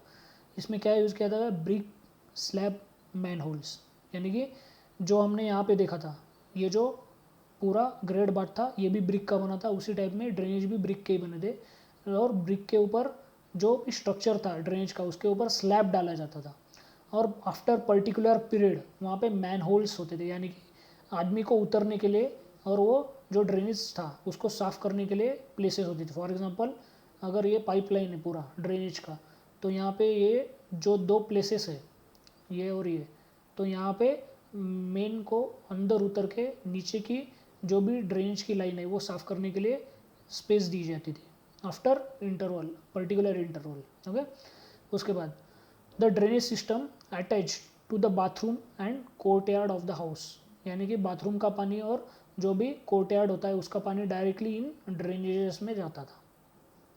इससे क्या पता चलता है, इन्फ्लुएंस क्या निकलता है, the Harappan people were the health and hygiene conscious, वो हेल्थ और हाइजीन कॉन्शियस थे। यहाँ पे देख ही लिया है हमने, दिस इज़ द, ये जो अपर इमेज है, this is the plan of Mohenjodaro, okay, और ये रूइंस मिले। उसके बाद आते हैं एग्रीकल्चर पे। एग्रीकल्चर जो है वो उस टाइम पे इवन आज भी इंडिया का बैकबोन है। तो जब अलेक्जेंडर जो है, अलेक्जेंडर द ग्रेट, जिसको सिकंदर भी कहा जाता है, वो जब इंडिया में आया था, तो वो जो इंडिया में आया था वो आया था हड़प्पा जो लोकेशन है, यानी कि यहाँ पे अगर देखेंगे तो वो इसी पार्ट से वो घूमते घूमते इंडिया में आया था ऐसा। तो जब वो इंडिया में आया था, उसने उस टाइम वो रीजन के बारे में कहा था कि this was the one of the fertile reason of the India, या फिर उस टाइप का मिडल ईस्ट पूरा, वो उस टाइम का पूरा जो वो एरिया है वो फर्टाइल था उस टाइम पे। Why fertile? Because there were the canal and there were taxes were calculated and taken from the peoples. Why? Because to make the land continuously fertile, और लैंड को अगर फर्टाइल रखना है तो कैनल्स और बाकी सब मेंटेनेंस की चीज़ें करनी पड़ती है। तो इन सिमिलर वे टैक्सेस भी वहाँ से लिए जाते थे, ओके। उसके बाद उस टाइम पे जो हड़प्पन पीपल्स थे वो एग्रीकल्चर करते थे। इसके एविडेंस मिले हमें कुछ। सबसे पहला एविडेंस जो है वो है टेराकोटा प्लग टॉय। यहाँ पे देखो, ये टेराकोटा प्लग टॉय, ये प्लगिंग करने का जो टॉय है, इसी से पता चलता है कि उनको एग्री के लिए जो टूल्स लगते थे उनका नॉलेज था, ओके। उसके बाद प्रेजेंस ऑफ बुल। आज के टाइम पे भी अगर देखेंगे, यहाँ पे देखिए आप बुलक कार्ट देख सकते हो, ये बुलक कार्ट है। तो आज के टाइम पे भी हम एग्रीकल्चर में बुल्स ही यूज़ करते हैं। उसके बाद फेरस लैंड एट कालीबंगन, ये देखो यहाँ पे लैंड, और यहाँ पे जो अलग अलग ये जो पैटर्न दिख रहा है आपको, this is called as furrows pattern. Furrows pattern यानी कि जब हल जो है वो चलाते हैं उसके बाद जो पैटर्न है ऐसा तैयार होता है, this is called as furrows land, ये चीज़ें। उसके बाद there were two important crops, two types of wheat and barley. Even सबसे पहले याद रखो, सबसे पहले वर्ल्ड में जो कॉटन का कल्टीवेशन था ये इंडस वैली वाले लोगों ने चालू किया था, कॉटन कल्टीवेशन। उसके बाद rice husk at Lothal, this is a exception. यहाँ पे हमने जो पहले देखा है rice husk, this is a exception जो हमें लोथल में मिलता है। उसके बाद ऑब्वियसली अगर कोई कम्युनिटी सेटल हुई है तो उनके सेटलिंग के लिए उनको सबसे इम्पोर्टेंट चीज़ है डोमेस्टिकेशन ऑफ द एनिमल्स।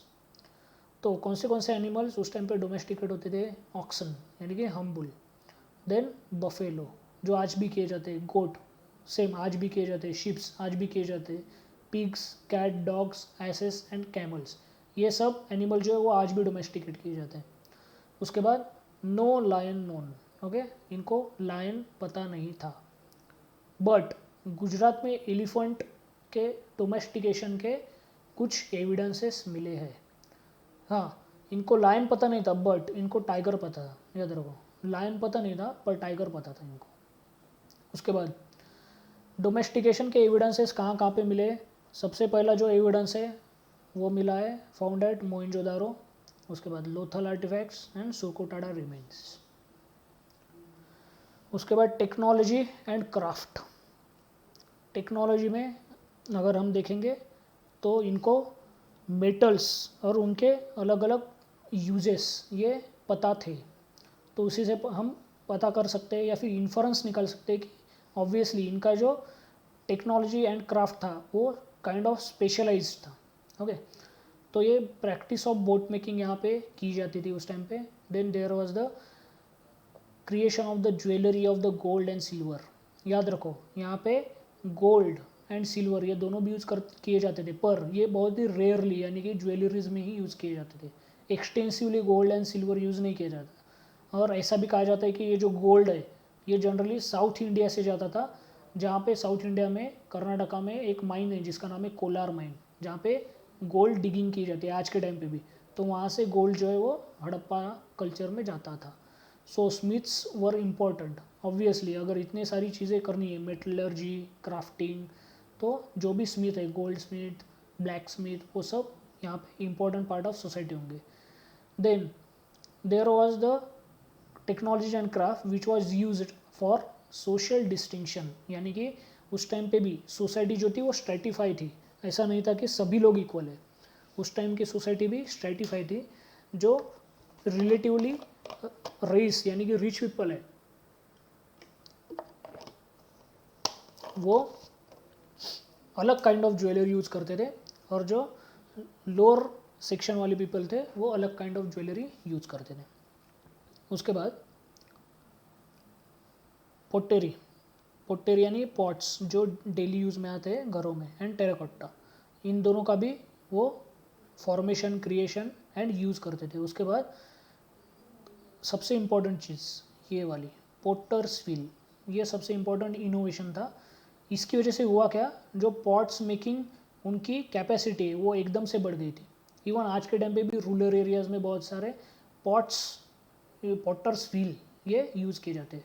और जो भी पॉट्स वगैरह थे अगर उनको ज्वाइन करना है तो उनको ज्वाइन करते थे विद द फाइन्स गम, जिसके आज के टाइम पे ग्लू या फिर फेविकॉल है, उस टाइम का ये गम था जिससे वो मल्टीपल काइंड ऑफ चीज़ें ज्वाइंट कर सकते थे। Okay, they also use a spindle wall for spinning. हमने देखा था एग्रीकल्चर में कि वो कॉटन उसका ग्रोइंग करते थे, तो ऑब्वियसली अगर कॉटन ग्रो करते हैं तो स्पिनिंग वगैरह वो बाकी जो प्रोसेसेस है वो आती है उसमें। ओके, उसके बाद लोकेशन ऑफ मेटल्स। अब सबसे इम्पोर्टेंट हमने यहाँ पे देखा था वो गोल्ड यूज़ करते थे, मैंने बोला था कि गोल्ड जो था वो कोलार माइन से आता था।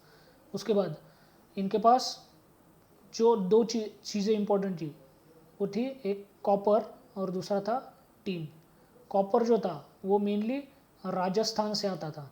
राजस्थान में जो गनरी वाला या फिर गणेश्वर नाम की उस टाइम की एक लोकेशन थी, आई थिंक वो एक काइंड ऑफ टाउन था जहाँ से कॉपर की डिगिंग होती थी। और बाहर से यानी कि आज के टाइम का ओमान वगैरह वो जो लोकेशंस है जहाँ पे इंडस वैली के लोग ट्रेड भी करते थे वहाँ से भी कॉपर आता था।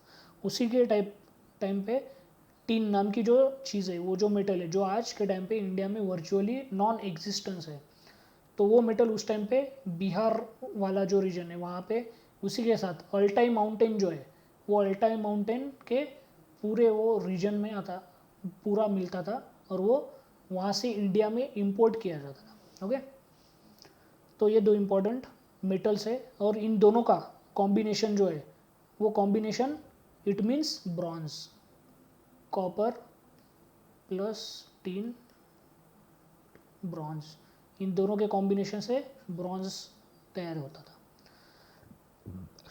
उसके बाद ट्रेड, सबसे इम्पोर्टेंट चीज़ इंडियन सब कॉन्टिनेंट में सबसे पहले अगर कोई किसी ने ट्रेड किया है तो वो है इंडस वैली के सिटीजन्स।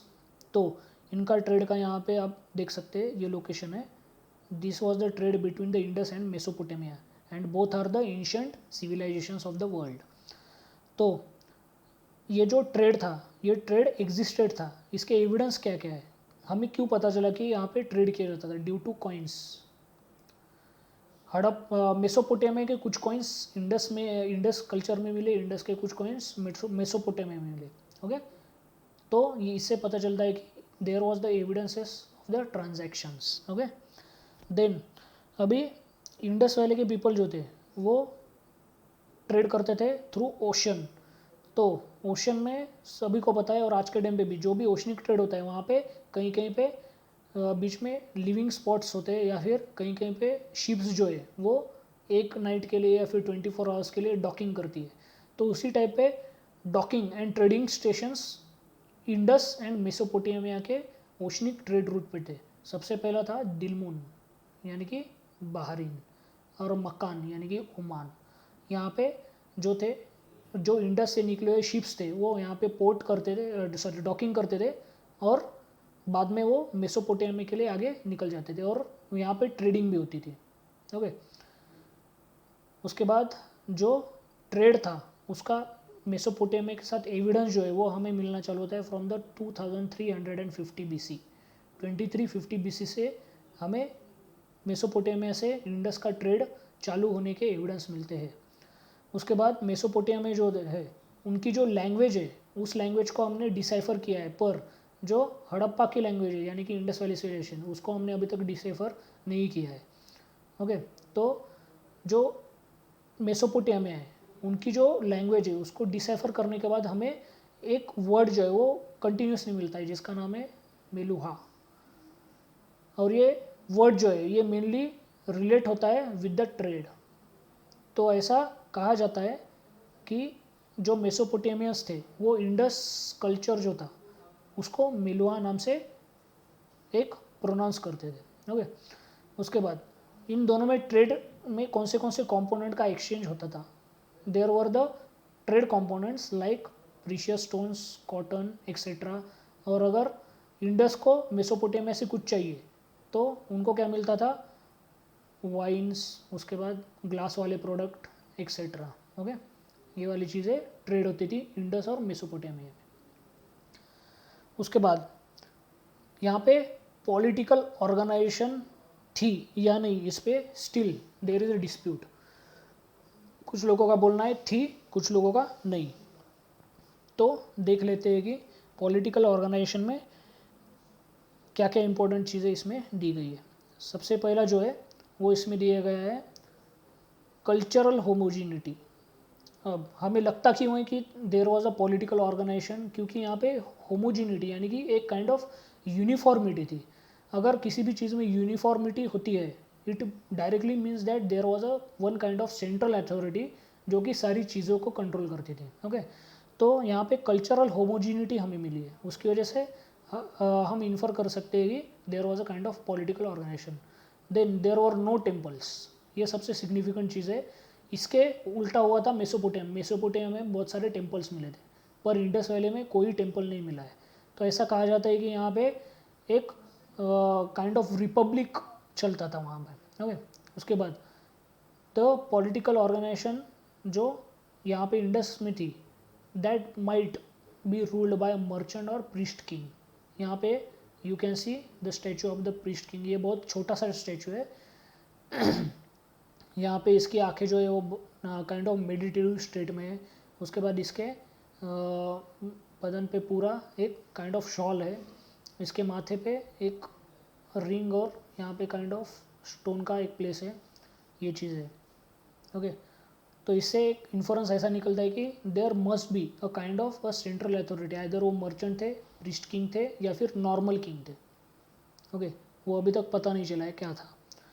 उसके बाद रिलीजियस प्रैक्टिसेस में इंडस वैली सिविलाइजेशन में कुछ एविडेंस मिले जो आप यहाँ पे इमेजेस में देख सकते हैं।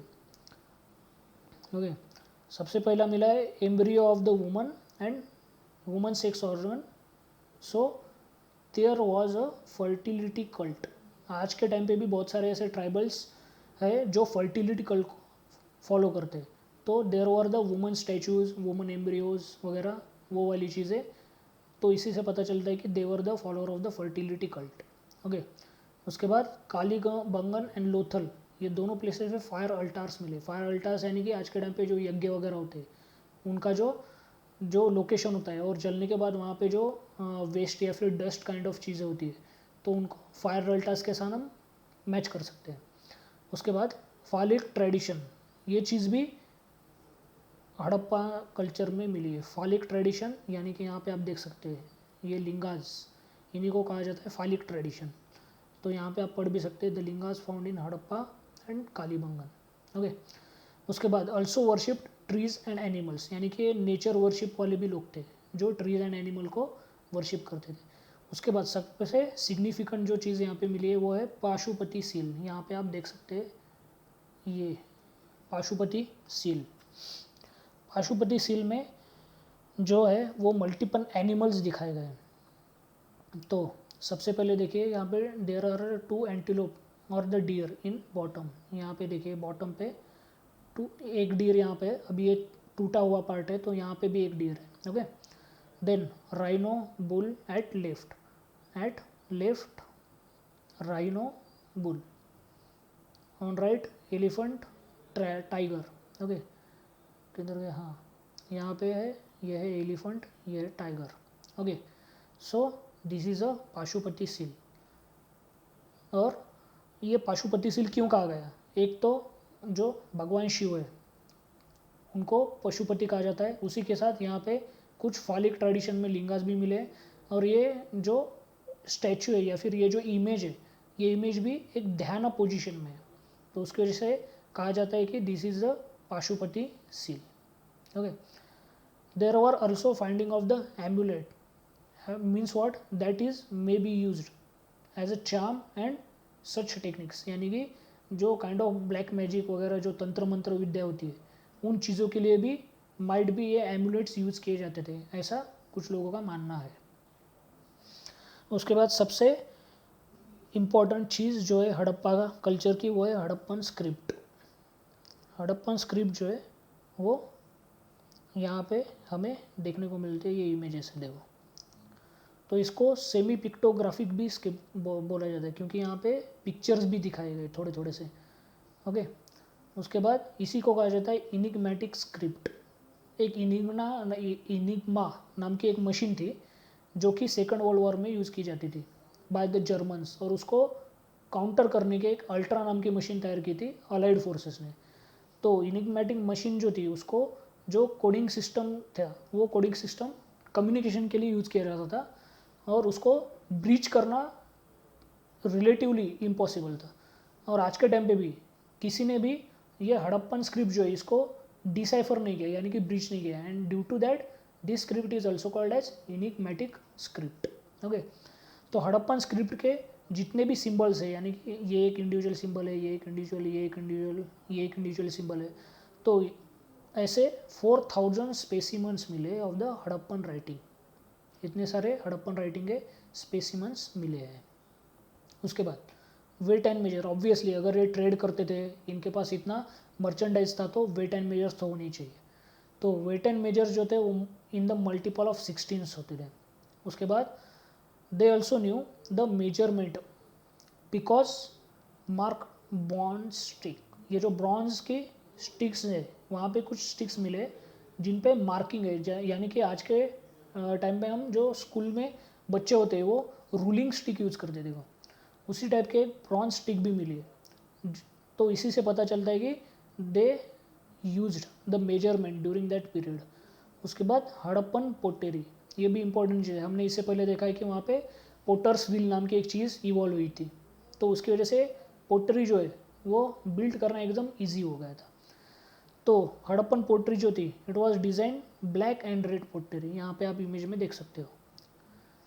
And there was a use of geometrical diagrams, यहाँ पे आप देख सकते हो, यहाँ पे हाफ सर्कल्स है, यहाँ पे लाइन्स है, तो ज्योमेट्रिकल डायग्राम्स भी पॉट्स पे यूज़ किए जाते थे. ओके, और यहाँ पे you can see the weight and measures, यहाँ पे देखो ये अलग अलग साइज के वेट्स हैं.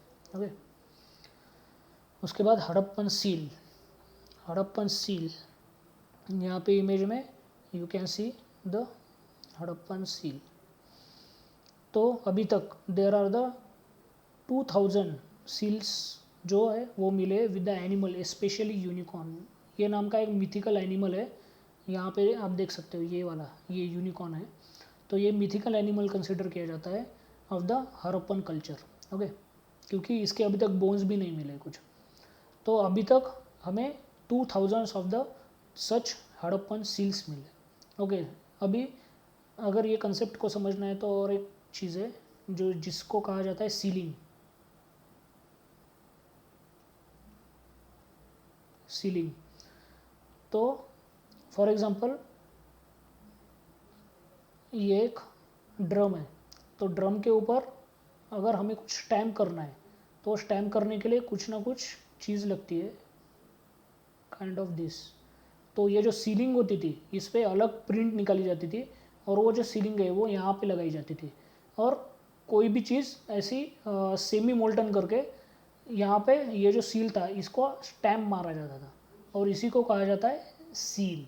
ओके, सीलिंग एंड सील ये दो अलग अलग चीज़ें है. सीलिंग जो होती थी वो स्टैम्प जो था वो मारने के लिए जो टूल होता था वहाँ पे लगाई जाती थी, और सील जो था actually this was a result of the semi molten shape which was created by the ceiling.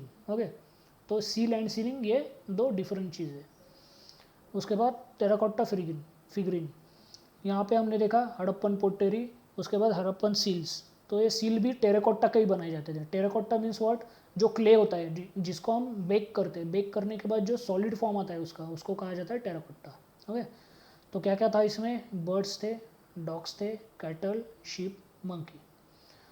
This shows societal segregation, ये सोसाइटियल सेग्रीगेशन दिखाता है। क्यों? क्योंकि कुछ ही लोग थे जिनके पास ये सब टेराकोटा फिगरीन्स थी, पर कुछ ऐसे भी लोग थे जिनके पास ये नहीं था। इसी से पता चलता है कि अपर क्लास जो था या फिर रिच पीपल जो थे वो ये चीज़ें यूज़ करते थे, और लोअर लोग जो थे वो उनको ये चीज़ें यूज़ करने को नहीं मिलती थी। ओके, तो अभी लास्ट वाला एक पॉइंट है जो है ओरिजिन, मैच्योरिटी एंड एंड। अभी तक हमने क्या देखा, ओरिजिन देखा उसका, मैच्योरिटी देखी, मैच्योरिटी में उन्होंने ट्रेड करना चालू किया, sealing, pottery, weight and measures, वो चीज़ें। अब देखते हड़प्पा का एंड। तो हड़प्पा का एंड जो है वो कहा जाता है अराउंड 1900 BC में चालू हुआ था, अराउंड 1900 BC में। ओके, तो उसके लिए क्या क्या कॉजेस है, वो कुछ कॉजेस यहाँ पे मेंशन किए जाते हैं। सबसे पहले है डिप्रिवेशन ऑफ द रेनफॉल, उसके बाद loss of fertility, huge floods and earthquakes. तो आपको पता ही है कि ये एक प्लेट है यूरेशियन प्लेट, और नीचे से यहाँ पे आई है इंडो ऑस्ट्रेलियन प्लेट। अगर आपने ज्योग्राफी पढ़ा है तो वहाँ पे प्लेट्स का कंसेप्ट है, टेक्टोनिक प्लेट्स। तो ऐसा कहा जाता है कि ये प्लेट जो है इंडिया की, वो ईयरली कुछ सेंटीमीटर से यूरेशियन प्लेट में और धंसना चालू होता है। उसकी वजह से there is a huge kind of earthquakes. आज के टाइम पे भी दिल्ली या फिर हिमालयन रीजन जो है वहाँ पे अर्थक्वेक्स आते हैं। उसके बाद जो इंडस रिवर या फिर जो भी हिमालयन रिवर सिस्टम है उसमें ये चीज़ जो है फ्लडिंग, ये बहुत कॉमन चीज़ है। क्यों? क्योंकि ग्लेशियर्स होते हैं, ग्लेशियर जब भी अचानक से मेल्ट होते हैं तो एकदम से फ्लड आ जाता है। ओके, उसके बाद और एक इम्पॉर्टेंट चीज़ है वो है इन्वायरमेंटल चेंजेस, जो आज के टाइम पे भी हमें देखने को मिलते हैं। आज के टाइम पे भी रेनफॉल जो है वो कंटिन्यूसली डिक्लाइन हो रहा है। तो ऐसा कहा जाता है कि जो हड़प्पा का रीजन था वो रीजन में भी उस टाइम पे रेनफॉल जो था वो डिक्लाइन हुआ था। ओके, उसके बाद similar type of burials with Egypt. तो ऐसा भी माना जाए इजिप्ट जो था, यहाँ पे जो सिविलाइजेशन थी वो भी बहुत हद तक एनवायरमेंटल चेंज की वजह से ही इम्पैक्टेड हुई थी, और यहाँ पे भी सिमिलर टाइप ऑफ ब्यूरियल्स मिले। तो ऐसा भी कहा जाता है कि यहाँ पे इजिप्ट के जैसी कोई ट्रेजेडी हुई होगी। ओके, तो आई होप आपको आज का लेक्चर समझ में आया होगा, and thank you very much and stay tuned.